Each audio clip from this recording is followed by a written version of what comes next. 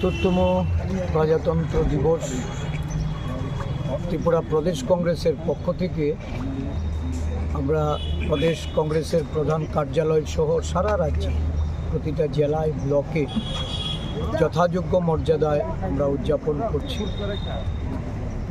স্বাধীনতার সংগ্রামের সংগ্রামীদের তাদের দেশ স্বাধীনে অনবদ্য যে ভূমিকা, এটাকে স্মরণ করে কোটি কোটি স্বাধীনতার সংগ্রামী যাদের সংগ্রামের পরিপ্রেক্ষিতে দেশ স্বাধীনতা অর্জন করেছে এবং গণপ্রজাতন্ত্রে প্রবেশ করতে সক্ষম হয়েছে।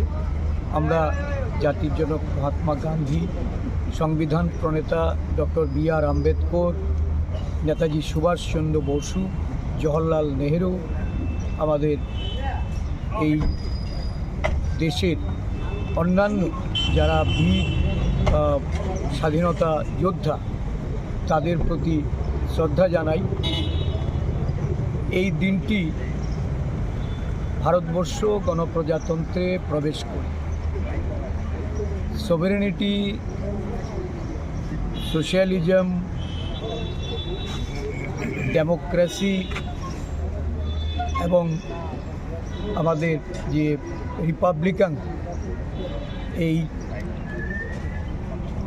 যুক্তরাজ্যীয় কাঠামো, এই কাঠামোকে আমরা দিন দিন শক্তিশালী করে দেশের ঐক্য সংহতি বজায় রাখার লক্ষ্যে আমাদের দেশের সমগ্র অংশের মানুষকে এগিয়ে আসার জন্য আজকে শপথ গ্রহণ করতে। দুর্ভাগ্য যে সংবিধানকে আজকে আমরা ভারতবর্ষের আত্মারূপে গ্রহণ করেছি, যে সংবিধান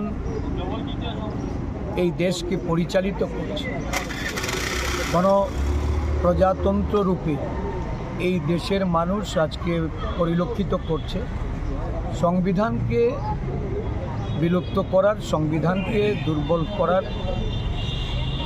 বিভিন্ন ষড়যন্ত্র সারা দেশব্যাপী বর্তমান যারা শাসকদের পক্ষ থেকে এটা করা হচ্ছে।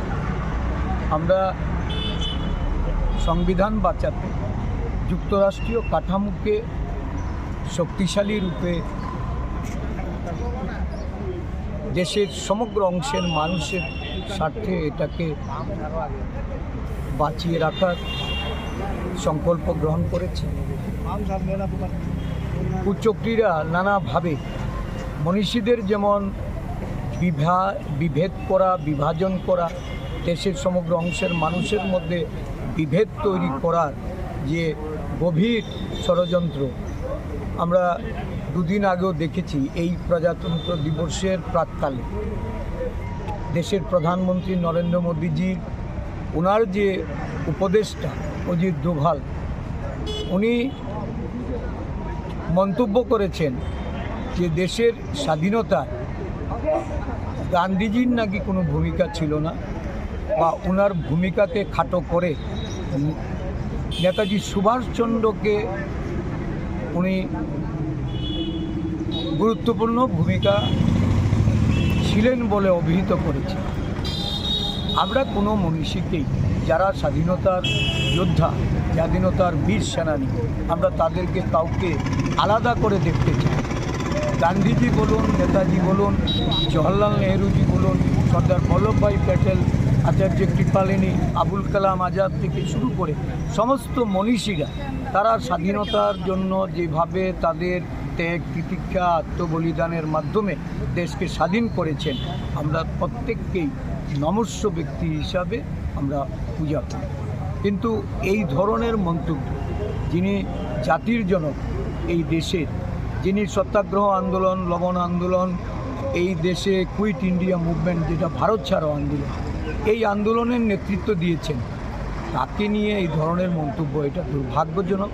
যা দেশে বিভাজনের জন্য যারা চেষ্টা চালিয়ে যাচ্ছে, তাদেরকে প্রতিরোধ করা সমগ্র দেশবাসী আজকে প্রবাধ্যভাবে এগিয়ে আসা প্রয়োজন।